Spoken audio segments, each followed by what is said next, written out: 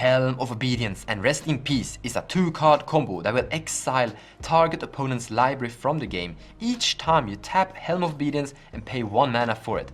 So let's actually explain how this works and start by looking at Helm of Obedience. So it is an artifact for 4 mana that has an ability, tap it and pay X.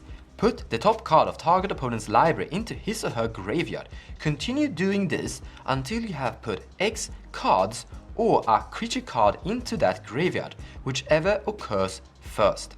If the last card put into a graveyard is a creature card, bury Helm of Obedience, meaning that you sacrifice it, and put that creature onto play under your control as though it were just cast. X cannot be equal to 0. Now let's take a look at the Rest in Peace. It's an enchantment for 2 mana. When Rest in Peace enters the battlefield, exile all cards from all graveyards. If a card or token would be put into a graveyard from anywhere, exile it instead. Now, because of the old wording on how Helm of Obedience have been printed, it actually functions like this. So you start with tapping Helm of Obedience and pay 1. Now Helm of Obedience will attempt, that is the correct word, attempt to put 1 card from target opponent's library into that graveyard. Now Rest in Peace will prevent that from happening. It will send the card into exile instead. That means that you currently have put 0 cards from that opponent's library into that graveyard. That means that whichever occurs first hasn't happened. We have put 0 cards into that graveyard from the library currently. So Helm of Obedience will attempt once more to put the top card of that library into that graveyard, and Rest in Peace once more will prevent it. So therefore, Helm of Obedience will continuously attempt to put the entire deck into that player's graveyard, and Rest in Peace will now exile that entire deck from the game. So it is 1 mana, tap Helm of Obedience, kill target player, or basically exile his entire library from the game. There's a big problem with this combo. You will only kill 1 player each activation for Helm of Obedience, because you tap it and target 1 opponent. Oh, not all 3 of your opponents, or not all 2 of your opponents, only 1. So that means that you put Helm of Obedience into play for 4 mana, then 1 mana on the same turn, activate it, and kill 1 player. Congratulations, you've done a great job. Now you have 2 more players to go for. That means that your opponents might react to it and figure out ways to deal with it. They might be removing Rest in Peace, or maybe remove the Helm of Obedience, and your surprise effect is definitely gone. You are definitely the biggest threat and the target on the table. Everyone wants to kill you or get rid of this combo piece. However, there is an upside to this combo as well, because Rest in Peace is actually quite good. There's a lot of graveyard decks out there and a lot of graveyard combos, and Rest in Peace definitely shuts that down. So here we have a combo piece that is also a stacks piece, a control piece, a piece that is going to disrupt graveyard strategies. But also, Rest in Peace have more variants to it. Here is Leyline of the Void. It is basically doing the exact same thing, but a little bit better, you could say, because Leyline of the Void doesn't affect you. That means that you can still go for a graveyard strategy with Leyline of the Void. I think that we should look at these 2 cards as well, Anaffensa the Foremost and Dryad Militant. So, if a creature card would be put into an opponent's graveyard from anywhere, exile it instead. And Dryad Militant, if an instant or sorcery card would be put into a graveyard from anywhere, exile it instead.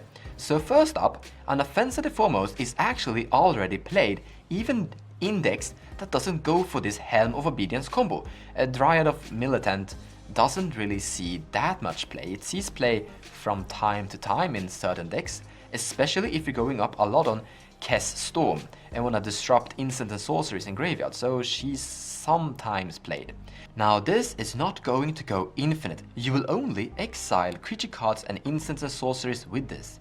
All other cards will be put into the graveyard, and you will only put the amount of cards into a graveyard equal to the mana spent of Helm of Obedience.